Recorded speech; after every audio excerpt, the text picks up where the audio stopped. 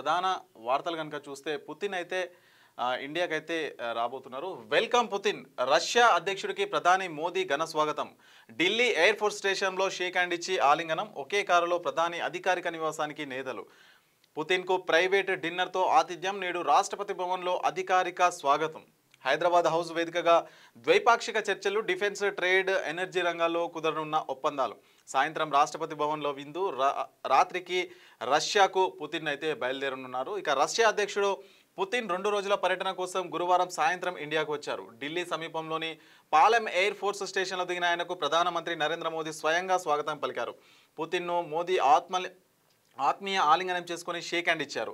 అనంతరం ఇద్దరు కలిసి భారత సాంప్రదాయ నృత్యాన్ని తిలకించారు. ఇక్కడి నుంచి ఒకే కారులో ప్రధాని అధికారిక నివాసానికి చేరుకున్నారు. రాత్రి పుతిన్కి మోదీ ప్రైవేట్ డిన్నర్ ఆతిథ్యం ఇచ్చారు. ఆ తర్వాత పుతిన్ ఐటీసీ మౌర్య హోటల్కు చేరుకుని చాణక్య సూట్లో బస చేశారు. పుతిన్ పర్యటన నేపథ్యంలో ఢిల్లీ వ్యాప్తంగా గట్టి బందోబస్తు ఏర్పాటు చేశారని చెప్పేసి మనకు ప్రధాన వార్త అయితే కనిపిస్తుంది. రష్యా అధ్యక్షుడు పుతిన్ అయితే ఇండియాకు వచ్చారు. సో ఇండియాకు వచ్చిన క్రమంలో ప్రధాని నరేంద్ర మోదీ స్వాగతం పలికారు. సో ఈ రోజు నైట్కి మళ్ళీ బయలుదేరి వెళ్ళిపోతారు. ఇక కీలక అంశాలు ఏవైతే ఉంటాయో వాటి గురించి చర్చించే అవకాశం అయితే ఉంటుంది.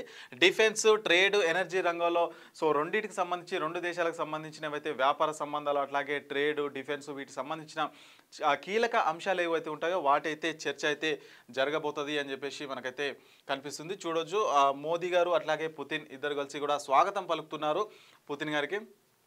డిఫెన్స్ డీల్పై ఫోకస్ అంట.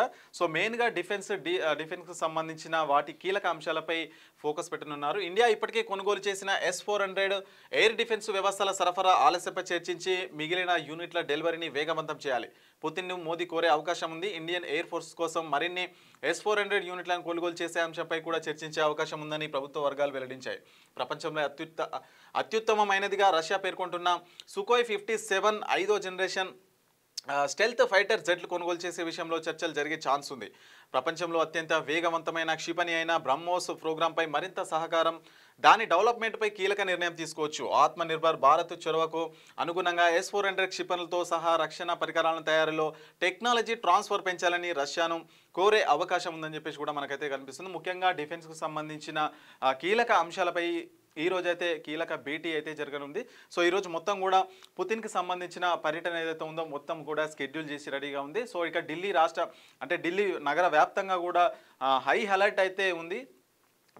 రష్యా అధ్యక్షుడు పుతిన్ ఇండియాకు వచ్చిన సందర్భంగా. సో ఇదే ప్రధాన వార్త.